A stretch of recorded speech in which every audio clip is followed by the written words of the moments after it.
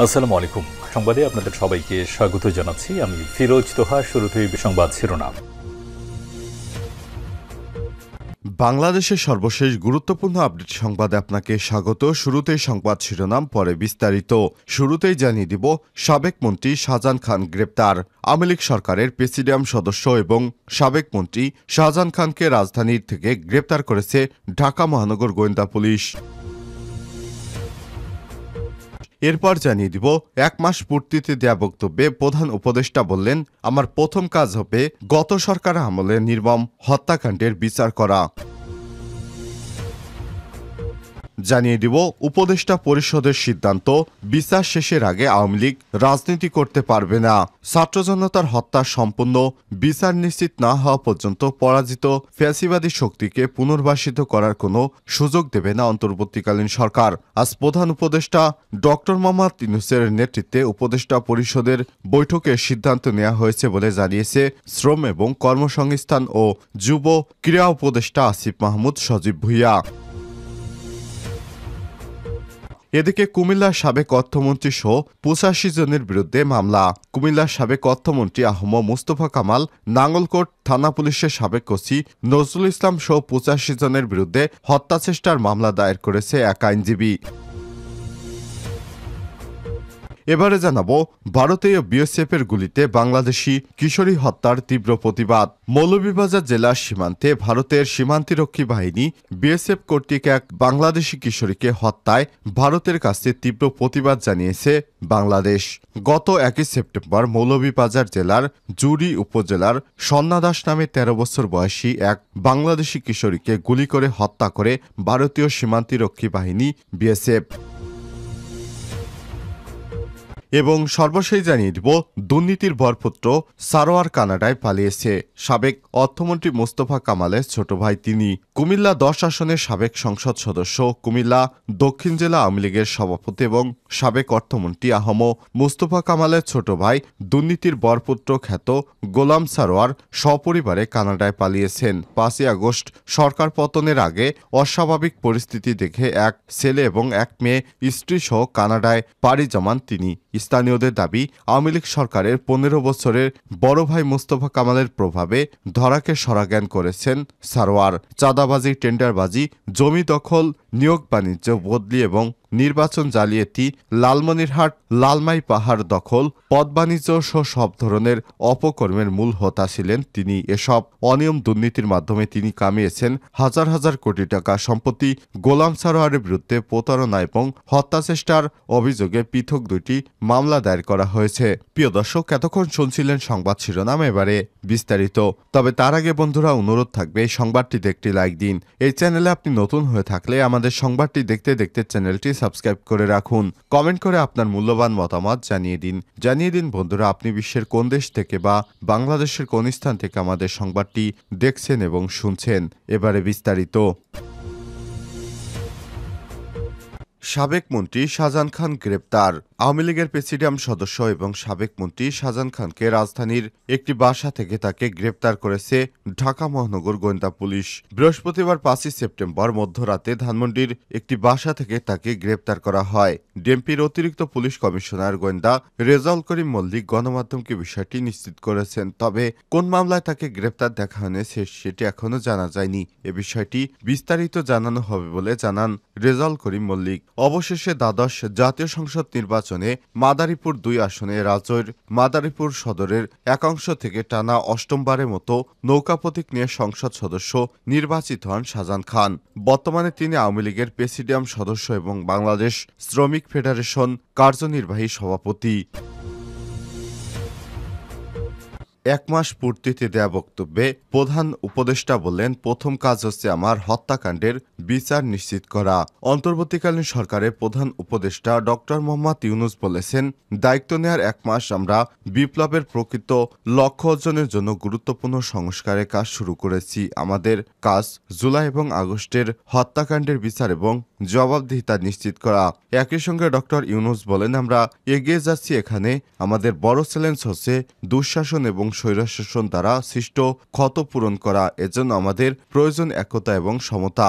বৃহস্পতিবার 5ই সেপ্টেম্বর ছাত্র জনতার অভ্যুত্থানের 1 মাস পূর্তি উপলক্ষে দেওয়া এক বার্তায় এসব কথা বলেন ডক্টর মোহাম্মদ ইউনূস। এ সময় তিনি বলেন, আজ আমরা বাংলাদেশের দ্বিতীয় স্বাধীনতা অর্জনের প্রথম মাস উদযাপন করছি। ইতিহাসের অন্যতম গৌরবময় বিপ্লবের জন্য শত শত ছাত্র এবং সর্বস্তরের মানুষ সর্বোচ্চ ত্যাগ স্বীকার করেছে। ছাত্র জনতা ফ্যাসিবাদী শেখ হাসিনার 15 বছরের স্বৈরশাসনের অবসান ঘটিয়েছে, যার জন্য নৃশংস একটি গণহত্যা সংগঠিত হয়েছে উল্লেখ করে ডক্টর ইউনূস বলেন, শেখ হাসিনা একটি দুর্নীতিগ্রস্ত রাষ্ট্র এবং একটি ভঙ্গুর অর্থনীতি রেখে দেশ ছেড়ে পালিয়েছে। বাংলাদেশকে এবার পূর্ণ গৌরবে প্রতিষ্ঠিত করার দায়িত্ব আমাদের সবার। ডক্টর ইউনূস বলেন, আমি সেই সাহসী তরুণ শ্রমিক, দিনমজুর, পেশাজীবী তাদেরকে স্মরণ করছি যারা জঘন্য হত্যাকারী ফ্যাসিবাদী শক্তিকে মোকাবেলা করতে গিয়ে মৃত্যুকে আলিঙ্গন করেছে। স্মরণ করছি আন্দোলন চলাকালে নিহত সাংবাদিকদের। আজ আমি এই বিপ্লবকে শাহাদাত বরণকারী সবার প্রতি গভীর শ্রদ্ধা জানাই, অভিবাদন জানাই। হাজার হাজার মানুষকে যারা আহত হয়েছেন, প্রাণঘাতী আঘাতের শিকার হয়ে চিরদিনের জন্য পঙ্গু হয়েছেন কিংবা চক্ষু হারিয়েছেন। গত মাসে আমাদের যখন অন্তর্বর্তীকালীন সরকারের দায়িত্ব দেওয়া হয়েছিল উল্লেখ করে তিনি বলেন, তখন আবু সাইদ মুগ্ধ এবং জানা অজানা শহীদদের নিঃস্বার্থ আত্মত্যাগে উদ্বুদ্ধ হয়ে আমরা সীমান্ত সত্ত্বেও এই দায়িত্ব নিয়েছি। এ সময় তিনি বলেন, আমাদের তরুণ বিপ্লবীরা আমাদের মানুষের মধ্যে নতুন বাংলাদেশে গড়ার জন্য যে স্বপ্ন দেখিয়েছেন তা পূরণে আমি প্রতিজ্ঞাবদ্ধ। শহীদদের আত্মত্যাগে উদ্বুদ্ধ হয়ে আমরা ইতিহাসের গতিপথ পরিবর্তন করতে চাই, এক নতুন যুগের সূচনা করতে চাই। তোমরা তোমাদের স্বপ্ন বাস্তবায়নে শপথ নিয়েছিলে। শহর ও গ্রামীণ জনপদের দেওয়ালে আঁকা তোমাদের স্বপ্নগুলো এখনো নানা রঙের সাজ দিয়ে আমাদের সামনে দাঁড়িয়ে আছে। শিক্ষার্থীদের উদ্দেশ্যে ডক্টর ইউনূস বলেন, বিপ্লবের সময় তোমরা পড়াশোনা ছেড়ে দিয়ে বন্ধুদের নিয়ে উদ্বিগ্ন ঘুমহীন রাত কাটিয়েছ এবং দিনে নিষ্ঠুর শাসককে প্রতিহত করার জন্য পরস্পর থেকে চিরবিদায় নিয়ে রাস্তায় নেমেছ। বিপ্লব শেষ হওয়ার পর তোমরা দেশের ধর্মীয় সংখ্যালঘু সম্প্রদায় ও তাদের উপাসনালয় পাহারা দিয়েছ এবং সারা দেশে ট্রাফিক পরিচালনার দায়িত্ব নিয়েছ। আমি জানি তোমাদের পড়াশোনার অনেক ক্ষতি হয়েছে উল্লেখ করে তিনি বলেন, তাই এখন সময় পড়াশোনায় ফেরার। স্কুল, কলেজ, বিশ্ববিদ্যালয় খোলা রয়েছে। আমি তোমাদের ক্লাস এবং ক্যাম্পাসে ফিরে যাওয়ার আহ্বান জানাচ্ছি, কেননা বিপ্লবের সুফল ঘরে তুলতে তোমাদের একটি সুশিক্ষিত এবং দক্ষ প্রজন্ম দরকার। উপদেষ্টা পরিষদের সিদ্ধান্ত, বিচার শেষের আগে রাজনীতি করতে পারবে না ফ্যাসিবাদ আওয়ামী লীগ। ছাত্র জনতা হত্যার সম্পূর্ণ বিচার নিশ্চিত না হওয়া পর্যন্ত পরাজিত ফ্যাসিবাদী শক্তিকে পুনর্বাসিত করার কোনো সুযোগ দেবে না অন্তর্বর্তীকালীন সরকার। বৃহস্পতিবার 5ই সেপ্টেম্বর প্রধান উপদেষ্টা ডক্টর মোহাম্মদ ইউনূসের নেতৃত্বে উপদেষ্টা পরিষদের বৈঠকে সিদ্ধান্ত নেওয়া হয়েছে বলে জানিয়েছে শ্রম এবং কর্মসংস্থান ও যুব ক্রীড়া উপদেষ্টা আসিফ মাহমুদ সজীব ভুঁইয়া।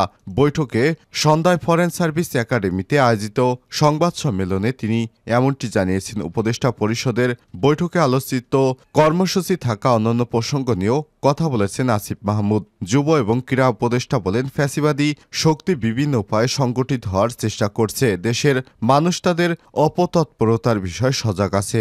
ছাত্র জনতা হত্যার বিচার শেষ না হওয়া পর্যন্ত ফ্যাসিবাদী শক্তির পুনর্বাসনের কোনো সুযোগ নেই। ফ্যাসিবাদী দল বলতে কাদের বোঝানো হয়েছে এমন প্রশ্নের জবাবে তিনি বলেন যে রাজনৈতিক দল বা জোট বাংলাদেশের রাজনীতির নামে ফ্যাসিবাদ কায়েম করেছিল তাদেরকেই বোঝানো হয়েছে। হত্যাকাণ্ডের সম্পূর্ণ বিচার না হওয়া পর্যন্ত তারা রাজনীতি করার সুযোগ পাবে কিনা সেটি আমরা জনগণের উপর ছেড়ে দিয়েছি। তারা পাবলিক প্রোগ্রাম করতে পারবে কিনা সেটি এখনো সিদ্ধান্ত হয়নি, তবে আমরা এটিকে নিরুৎসাহিত করব। আরেক প্রশ্নের জবাবে আসিফ মাহমুদ বলেন, সংগঠন হিসেবে আওয়ামী লীগের বিচার হবে কিনা তা নিয়ে আইন মন্ত্রণালয় সিদ্ধান্ত নেবে। তারা যেহেতু বাংলাদেশে গণহত্যা চালিয়েছে, যেহেতু তাদের হত্যার দায় স্বীকার করতে হবে, তাদের বিচার নিশ্চিত করতে হবে। কুমিল্লার সাবেক অর্থমন্ত্রী সহ 85 জনের বিরুদ্ধে মামলা। কুমিল্লার সাবেক অর্থমন্ত্রী আহম মুস্তফা কামাল এবং নাঙ্গলকোট থানা পুলিশের সাবেক ওসি নজরুল ইসলাম 85 জনের বিরুদ্ধে হত্যা চেষ্টার মামলা দায়ের করেছে এক আইনজীবী। বৃহস্পতিবার 5ই সেপ্টেম্বর দুপুরে কুমিল্লা প্রধান বিচারক হাকিম 5 নম্বর আমলি আদালতে মামলাটি দায়ের করে আইনজীবী মোহাম্মদ একরামুল হক মজুমদার। মামলার বাদী মোহাম্মদ একরামুল হক মজুমদার কুমিল্লা নাঙ্গলকোট উপজেলা আশারকোট এলাকায় খিদর আলীর ছেলে। বিষয়টি নিশ্চিত করে একরামুল হক মজুমদার জানান, মামলাটি আমলে নিয়ে থানা পুলিশকে তদন্তের দায়িত্ব দিয়েছে আদালতের বিচারক আবু বকর সিদ্দিক। উল্লেখ্য, অন্য আসামিরা হলেন নাঙ্গলকোট থানা আওয়ামী লীগের সহসভাপতি মোহাম্মদ আব্দুল হামিদ, তার ছেলে যুবলীগ নেতা মোহাম্মদ মঈনুদ্দিন, নাঙ্গলকোট উপজেলা ছাত্রলীগের সভাপতি মোহাম্মদ সাইফুল ইসলাম রুবেল, আওয়ামী লীগের নাঙ্গলকোট উপজেলা মুক্তিযোদ্ধা বিষয়ক সম্পাদক মিজানুর রহমান, আওয়ামী লীগ নেতা মোহাম্মদ শাহজাহান, মোহাম্মদ মোস্তাক মিয়া, ছাত্রলীগ নেতা আবু ইসাক, হান্নান ফরহাদ, ইমরান মোহাম্মদ, নোমান মোহাম্মদ, সাইফুল, তুহিনসহ নামীয় ৩৫ জন এবং অজ্ঞাত আরও অন্তত ৫০ জনকে আসামি করা হয়েছে। বিএসএফের গুলিতে বাংলাদেশি কিশোরী হত্যার তীব্র প্রতিবাদ পররাষ্ট্র মন্ত্রণালয়ের। মৌলভীবাজার জেলার সীমান্তে ভারতের সীমান্তরক্ষী বাহিনী বিএসএফের কর্তৃক এক বাংলাদেশি কিশোরীকে হত্যার ঘটনায় ভারতের কাছে তীব্র প্রতিবাদ জানিয়েছে বাংলাদেশ। গত ১ সেপ্টেম্বর মৌলভীবাজার জেলার জুরি উপজেলার সন্নাদাস নামে ১৩ বছর বয়সী বাংলাদেশি কিশোরীকে গুলি করে হত্যা করে ভারতের সীমান্তরক্ষী বাহিনী বিএসএফ। পররাষ্ট্র মন্ত্রণালয় বৃহস্পতিবার ৫ সেপ্টেম্বর ঢাকায় ভারতীয় হাইকমিশনারের কাছে পত্র পাঠিয়ে প্রতিবাদ জানান। সন্ধ্যায় এক সংবাদ বিজ্ঞপ্তিতে এসব তথ্য জানানো হয়েছে। প্রতিবাদে ঢাকা এ ধরনের নির্মম হত্যাকাণ্ডের তীব্র প্রতিবাদ এবং নিন্দা জানিয়ে এই ঘটনার গভীর উদ্বেগ প্রকাশ করেছে। বাংলাদেশ সরকার মনে করে যে সীমান্তে হত্যাকাণ্ডের মতো ঘটনা অনাকাঙ্ক্ষিত, অযৌক্তিক এবং এই ধরনের কর্মকাণ্ড সীমান্ত কর্তৃপক্ষের জন্য বাংলাদেশ ভারত যৌথ নির্দেশিকা ১৯৭৫-এর বিধান লঙ্ঘন করেছে। এ ধরনের জঘন্য ঘটনার জন্য পুনরাবৃত্তি না হয় সেজন্য সীমান্তরক্ষী বাহিনীদেরকে কঠোর হুঁশিয়ারি দেয় বাংলাদেশ।